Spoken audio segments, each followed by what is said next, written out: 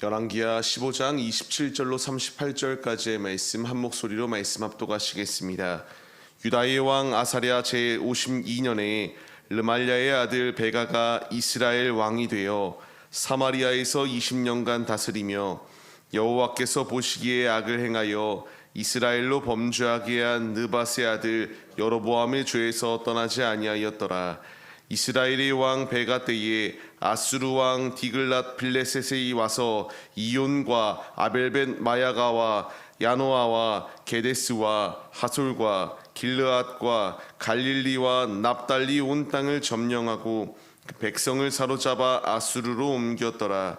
우시아의 아들 요담 제22년에 엘라의 아들 호세아가 반역하여 르말라의 아들 베가를 쳐서 죽이고 대신하여 왕이 되니라. 베가의 남은 사족과 그가 행한 모든 일은 이스라엘 왕 역대 지략에 기록되니라.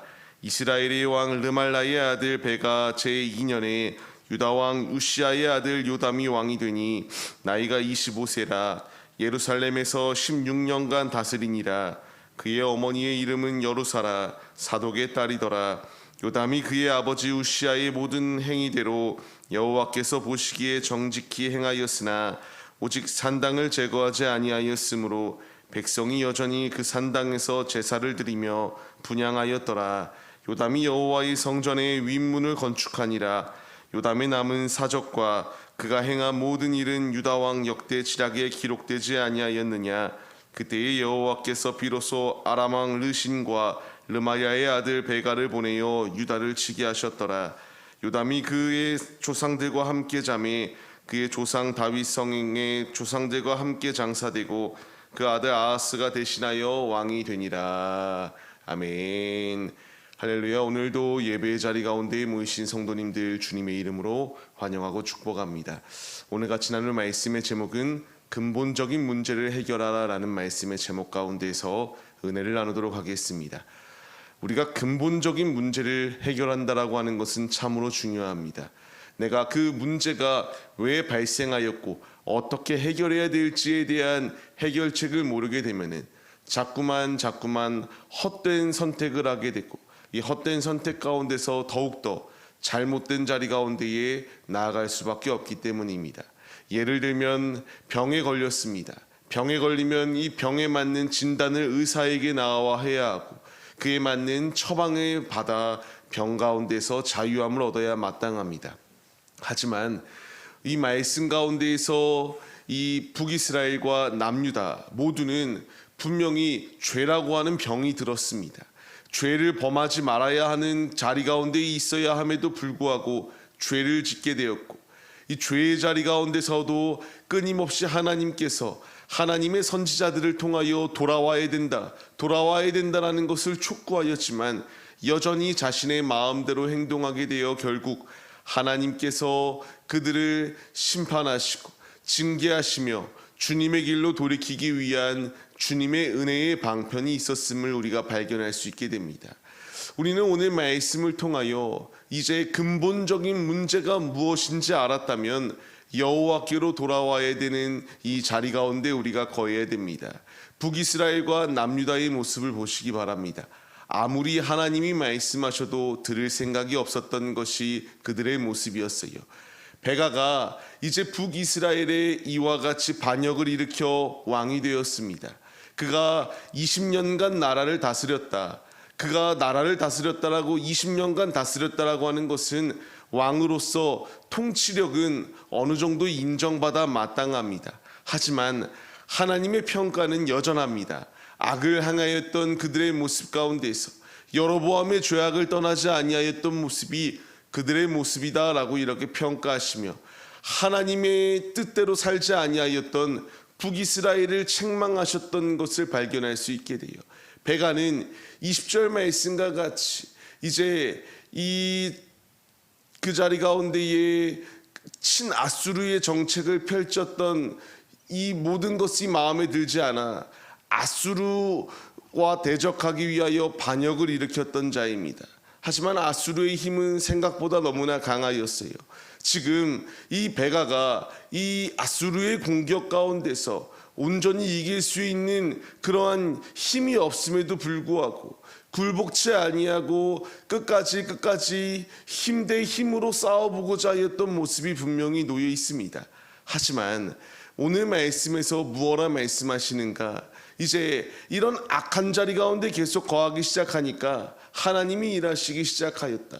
그때에 이제 이스라엘의 온 땅을 점령당하게 되고 그 가운데서 있었던 백성들조차 아수르로 이렇게 잡혀가는 상황이 놓여 있게 되었다라는 것을 말씀해 주고 있습니다. 그 다음에 이와 같이 불순종하였더니 결국 친아수르파였던 호세아에 의하여 반역으로 죽임을 당하는 것이 비참한 인생의 마지막이 되고 맙니다. 중요한 사실은 이들이 얼마만큼 나라를 잘 통치하고 다스렸는가는 하나님이 보시기에 안중에 없습니다. 하나님이 보시기에는 얼마만큼 하나님의 말씀에 순종하여 믿음의 길을 걸어갔는가 혹은 불순종하였는가로 평가를 하시고 있다라는 거예요. 이들은 여전히 불순종하였습니다. 왜 이런 상황이 닥쳤는지도 모르고요. 왜 아수르가 자신을 공격하는지, 또 이런 반역들이 계속 일어나서 왕들이 계속하여 교체되는 상황이 놓여 있었는지 이들은 깨닫지 못하고 있었습니다. 중요한 사실은 왕이 바뀌고 왕의 정책이 달라진다라는 것이 중요한 것이 아니라 하나님 보시기에 정직히 행하였는가, 하나님을 온전히 믿고 있는가, 이것이 중요한 것을 이들은 깨닫지 못하고 계속하여 죄에 병들어 있었던 것이 이들의 모습이었습니다. 북이스라엘만 이랬는가? 아니었습니다. 남유다 역시 마찬가지였다라는 것을 말씀해 주세요. 요담이 이제 우시아의 자신의 아버지의 모든 행동대로 정직히 행하였던 모습은 분명히 있습니다. 하지만 그의 솔로몬으로부터 내려왔던 것처럼 산당을 제거하지 못하여 죄의 뿌리가 계속하여 곰팡이처럼 번지고 있었던 것이 그들의 모습이었다라는 것을 분명히 말씀해 주세요. 반쪽짜리 신앙에 불과했습니다. 하나님이 원하는 뜻대로 순종하여 오직 산당을 제거하고 하나님 여호와만을 경외하며 나아가야 됐지만 그 말씀에 순종하지 아니하였던 것이 이들의 모습이에요.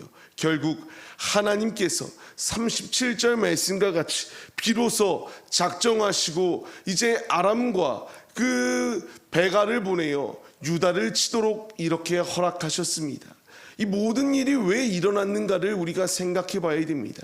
근본적인 문제를 해결하라고 말하는데 이들의 근본적인 문제는 죄의 문제를 해결하지 않아 그 죄가 잠식당하여 죄로 인하여 하나님께서 책망하는 자리 가운데 거하였다라는 것입니다. 이 말씀이 왜 우리에게 중요합니까? 이 열왕기서의 말씀을 통하여 나에게 주시는 말씀, 하나님 외에 반쪽짜리의 신앙 혹은 하나님 외에 다른 것 가운데 마음을 빼앗기고 있는 길의 끝은 이와 같이 심판과 멸망의 자리 가운데 거할 수밖에 없다는 사실을 분명하게 우리에게 보여주고 있습니다. 주님이 나에게 원하시는 것은 세상과의 타협이 아닙니다. 하나님의 말씀에 불순종하여 내 마음대로 삶을 살아내는 것이 아니에요. 내 마음대로 삶을 살아내는 길의 끝은 주님께서 비로소 작정하시고 우리를 돌이키기 위한 하나님의 일하심이 시작된다는 사실을 우리가 잊지 마시기 바랍니다. 주님이 나에게 원하시는 것은 죄의 모든 부분을 도려내고 하나님이 원하시는 뜻대로 순종하여 믿음의 길을 걸어가기를 원하시고 계십니다. 이제 귀 있는 자는 주의 말씀을 듣고 믿음의 길을 걸어가야 됩니다. 오늘의 삶을 시작하는 우리의 모습들, 그리고 이제 세상으로 주님께서 나를 파송하여 삶을 살아내라고 명령하시는 이 상황 가운데서 우리가 이 북이스라엘과 남유다의 문제가 무엇인지 알았습니다. 죄였다.